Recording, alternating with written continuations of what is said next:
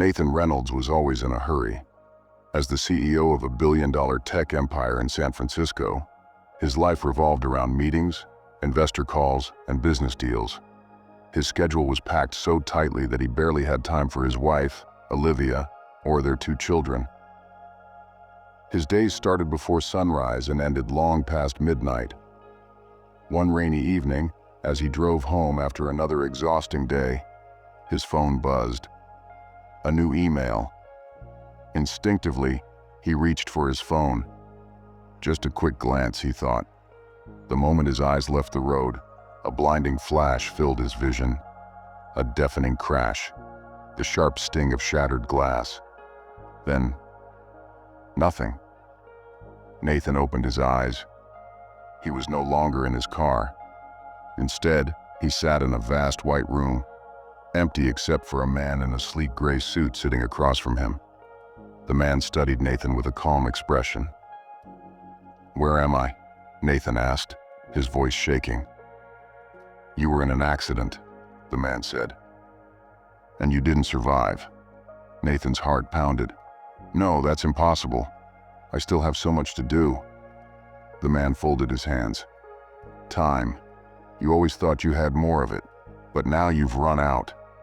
Nathan felt a cold weight settle in his chest. "But," the man continued, "you are being given something very rare. A final gift. One last hour. 60 minutes to return to the world of the living." Nathan barely had time to process the words before the world around him dissolved into darkness. Nathan gasped, his eyes flying open. Beeping monitors surrounded him. He was in a hospital bed. A nurse rushed to his side, followed by Olivia, her eyes red from crying. "You're awake," she whispered, gripping his hand tightly. "Oh, Nathan." He glanced at the clock on the wall. 1 hour. For the first time in his life, every second mattered. Nathan pulled out his IV and stood, ignoring the protests of the doctors. "Olivia, take me home," he said firmly. She hesitated. "Nathan, you need to rest, please," he said, his voice softer. "I don't have time to rest."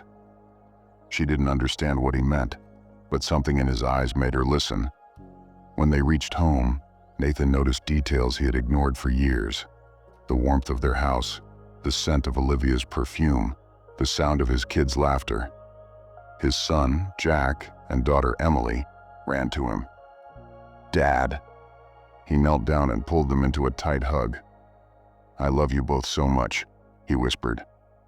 Jack pulled back, confused. "Are you okay, Dad?" Nathan smiled through his tears. I've missed too much." 50 minutes left. Nathan walked into his study, where his phone buzzed with unread messages. He ignored them.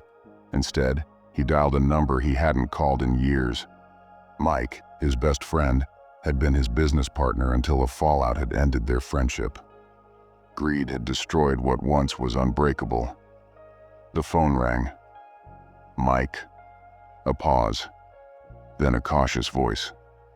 "Natan."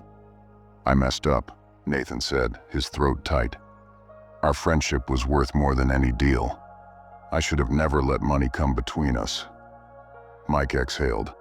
"I waited years to hear that." A heavy burden lifted off Nathan's chest. 40 minutes left. Nathan walked to his office, where awards and business contracts lined the walls. He had built an empire, but at what cost? He picked up a pen and wrote an email to his employees. "To my team, success isn't about how much money you make. It's about how you use your time. Work hard, but never forget to live." He pressed send. 30 minutes left. Nathan walked outside where Olivia and the kids were waiting. "Dad, want to play catch?" Jack asked, holding up a baseball. Nathan smiled. "Absolutely." For the next 15 minutes, he played with his kids, their laughter filling the cool evening air. He had spent years building a company, but had forgotten to build memories. As the game ended, Emily looked up at him. "Will you always be here, Daddy?" Nathan swallowed hard. Always, sweetheart. 20 minutes left. As the final moments ticked away, Nathan sat with Olivia on their porch, holding her hand. "You're different tonight," she said, resting her head on his shoulder. Nathan took a deep breath. "I just realized how much I love you." She squeezed his hand. "I love you too." As the last few seconds slipped away, Nathan closed his eyes, feeling a peace he had never known. 3, 2, 1. Darkness. The next morning, the hospital staff couldn't believe it. Nathan had made a full recovery, but he was no longer the same man. He canceled unnecessary meetings, took his kids to school, made time for date nights with Olivia,